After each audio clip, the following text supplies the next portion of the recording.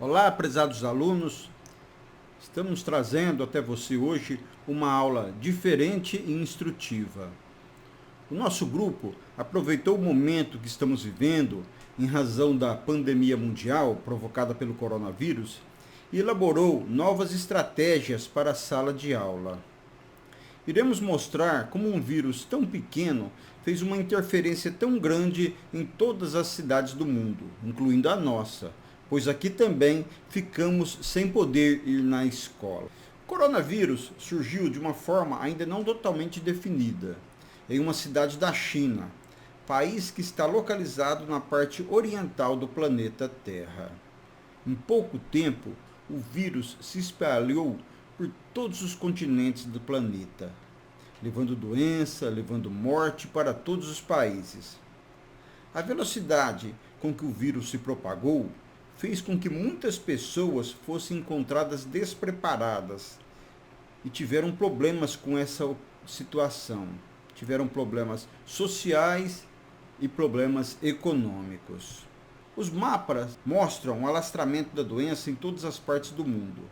Os países que tinham uma relação comercial de maior intensidade com a China foram os mais afetados.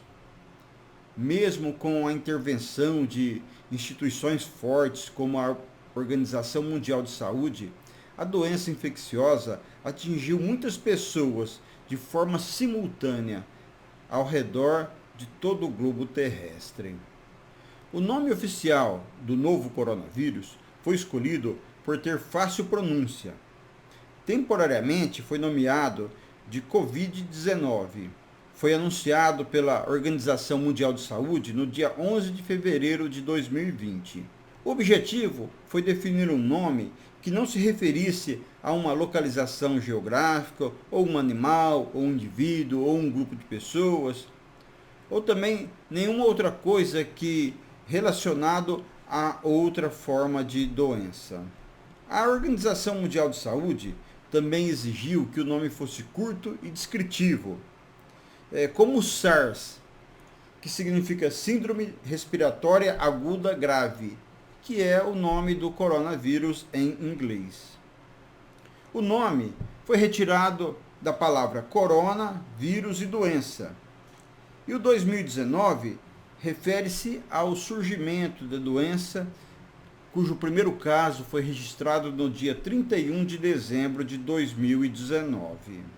Esse fato do alastramento do coronavírus no mundo se tornou um acontecimento que modificou a forma de agir de todas as pessoas e, em consequência, parte da mudança em todos os governos do mundo inteiro pelo que está acontecendo em nossa atualidade. Nunca se viu na história da humanidade uma doença que havia se propagado de forma tão rápida e que trouxesse tanta mortalidade na vida de tantas pessoas. O vírus ultrapassou fronteiras, chegou a lugares distantes, do norte ao sul do globo terrestre, e do oriente, passando até ao ocidente, numa questão de pouco tempo. Com isso, as pessoas tiveram que modificar os seus hábitos e a sua forma de viver. É uma nova história contada dentro da geografia mundial. Os governos de todos os lugares deram a determinação da obrigatoriedade da utilização de máscara de proteção facial como condição de ingresso e permanência nas dependências de qualquer estabelecimento. A medida vale para membros, servidores, estagiários, colaboradores, visitantes, enfim, todas as pessoas em todos os lugares devem usar a máscara de proteção facial. Estudos confirmam que o uso da máscara tampando a boca e o nariz impede a proliferação mais rápida do vírus. A prática de usá-la a fim de prevenir infecções é popular em diversos países do mundo, mais recentemente na China, em meio à atual disseminação de um novo tipo de coronavírus, além de visar também proteção contra altos níveis de poluição, como é o caso do uso de máscaras no Japão. As máscaras cirúrgicas começaram a ser adotadas em hospitais no início do século XVIII. Mas só com o passar do tempo é que um grande público começou a ser usado, principalmente no ano de 1919, quando aconteceu a gripe espanhola e que matou mais de 50 milhões em todo o continente europeu. Nas escolas, nem mesmo com o uso de máscaras foi permitido a continuidade das aulas. Os estudantes tiveram que ficar em suas casas e fizeram um novo tipo de aprendizado, chamado de sistema online. Os alunos tiveram que assistir aulas de forma remota, usando computadores e celulares em suas casas. Com isso, houve uma mudança muito grande nos hábitos e costumes de todas as famílias que possuem filhos em idade escolar. No mês de março, a maioria das instituições privadas levou a escola para dentro das casas. O ensino remoto virou o novo normal. Nas redes públicas, o primeiro momento foi de antecipação de férias. Agora, as escolas também buscam soluções eficientes para o ensino remoto. Os próprios professores tiveram que se acostumar com esse novo aprendizado. Precisou uma pandemia para a gente aprender que a escola não é somente um prédio. É possível também estudar à distância, mas esse é um grande desafio. O excesso de atividades deixa estudantes e professores esgotados. Muitos diretores perceberam a dificuldade que os alunos têm em manter o estudo à distância.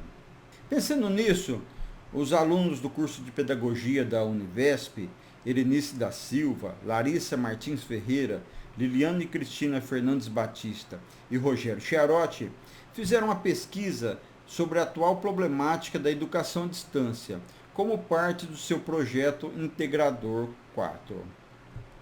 Eles entenderam que existem várias propostas, linguagens, recursos tecnológicos dentro do sistema educacional.